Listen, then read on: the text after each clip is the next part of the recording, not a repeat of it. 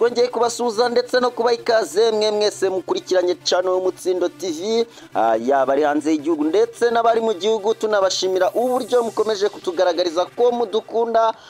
Uyu rero akaba ari umwanya w'amakuru agezweho kuri wa mbere tariki ya 9 z'ukwezi kwa 9 2024. Amakuru rero yacu reka tuhere kuri iyi nkuru ivuga ko M23 iri gushinja ingabo za leta kugaba ibitero ku basivile bo mu bice igenzura. Umutwe rero wa M23 watangaje ko kuva mu gitondo cyo ku cyumweru tariki ya 8 z'ukwezi kwa 9 2024 ihuriro ry'ingabo za leta ya Kinshasa zagabye igitero ku basivile ba Nyamitaba ndetse no mu nkengero zaho. Iri tangazo rero ryashyizwe ahagaragara n'umuvugizi wa M23 Leonce Kanyuka, rigira riti kuva ku isaha ya saa 8 z'igitondo cyo ku cyumweru tariki ya 8 Kanama 2024 ihuriro ry'ingabo z'ubutegetsi bwa Kinshasa zagabye ibitero simusiga ku baturage i Nyamitaba ndetse no mu nkengero zawo. Yakomeje agira ati kandi ibi bitero bitarobanura byibasiye abaturage b'inzirakarengane n'imyereko mishya y'ubugome bw'ubutegetsi bukomeje kubiba iterabwoba mu gihugu cyacu. Yongeyeho kandi ko ingabo z'impinduramatwara muri Kongo zirwanaho kandi zirinda abaturage b'abasivile bibasiwe n'ibi bitero. Yes, inshuti rero zacu zakadasohoka, reka n'ubundi amakuru yacu tuyakomereze kuri inkuru n'ubundi yo muri Repubulika Iharanira Demokarasi ya Kongo, aho ivuga ko abantu 13 barohamye bagerageza kwambuka uruzi rwa Kibali mu ntara rero ya Haut-Uele muri iki gihugu cya Repubulika Iharanira Demokarasi ya Kongo. Abantu 13 barohamye mu bwato igihe bageragezaga kwambuka uruzi rwa Kibali mu bwato butabufitiye ubushobozi. Ubwato bwari buvuye muri teritwari ya Watsa, umurwa mukuru wa Haut-Uele, bwerekeza mu mujyi wa Duruba ucukurwamo amabuye y'agaciro. Umubare rero wa nyawo w'abantu bari muri ubu bwato nturamenyekana kuko naho banditse nk'uko byemeza n'inteko y'abadepite bo mu rwego rw'intara batorewe muri Watsa.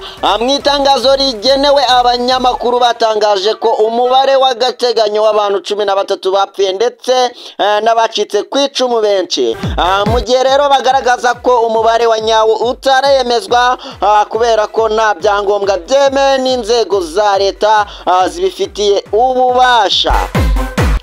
Depite rero watorewe ku rwego rw'intara muri Watsa, Françoise Azalokani, yemeza ko iyi mpanuka yashoboraga guterwa n'imivumba y'umugezi wa Kibali n'umwuzure kubera imvura ikunze kugaragara muri iki gihe cy'igihembwe. Amakuru rero yacu reka tuyakomereze kuri iyi nkuru ivuga ko igicumbi umugeni yakubise ishoka umugabo we bapfa impano. Umugore witwa rero Banegeye Yvonne wo mu murenge wa Nyanyenye mu karere ka Gicumbi yakubise ishoka umugabo we witwa Seminani nyuma y'icyumweru kimwe bakoze ubukwe. Ibi bikaba byarabereye mu mudugudu wa Gaseke kagari ka Kigongo mu karere ka Gicumbi, nk'aho abaturage bavuga ko kugira ngo uyu mugore akubite umugabo w'ishoka byaturutse ku kutumvikana ku mikoreshereze y'impano bahawe mu bukwe.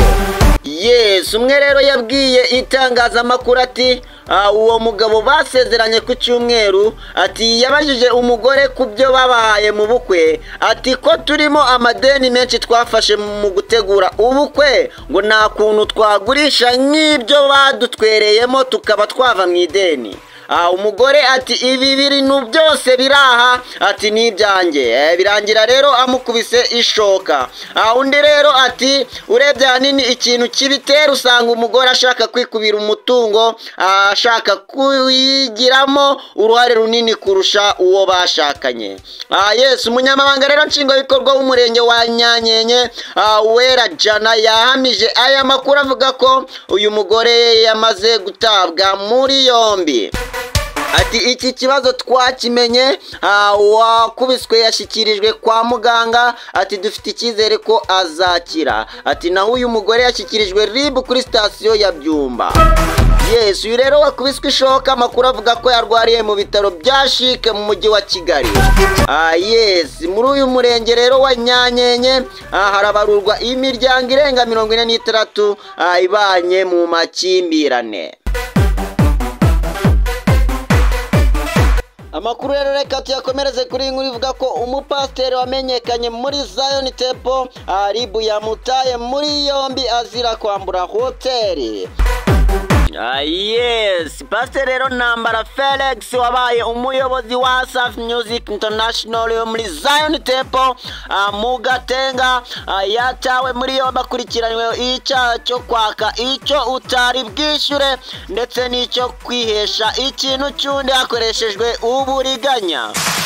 Uyu mugabo rero bivugwa ko ibi byaha bishingiye ku kuba yaragiye kuba muri hoteli iminsi 25 ariko niyishyure. Uyu mugore we rero ngo nawe akurikiranweho ibi byaha gusa we ngo ntabwo afunze. Umuvugizi rero w'ubugenzacyaha RIB Dr. Murangira Bitieri yatangaje ko Ntambara yatawe muri yombi kuwa 3 Nzeri 2024 mu gihe umugore we Ineza Joella akurikiranwe ari hanze.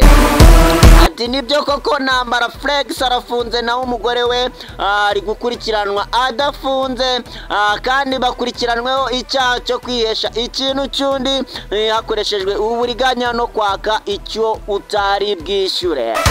Dr. rero Murangira yavuze ko atasobanura uburyo ibi byaha bashinjwa babikoze ngo kuko bikiri mu iperereza. Gusa amakuru rero yandi yamenyekanye na yuko kuwa 5 Kanama 2024 Ntambara n'umugore we bagiye muri hoteli ikorera mu karere ka Gasabo mu murenge wa Remera bafatayo icyumba cyo kuraramo bararamo iminsi irenga 25. Yes, muri iyo minsi rero ni nako bakoreshaga restaurant mu gushaka rero kwava bashatse kugenda batishyuye nibwo nyiri hoteli yatanze ikirego barafatwa.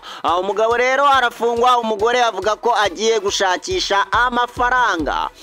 Hoteli rero yabishyuzaga arenga 1,400,500.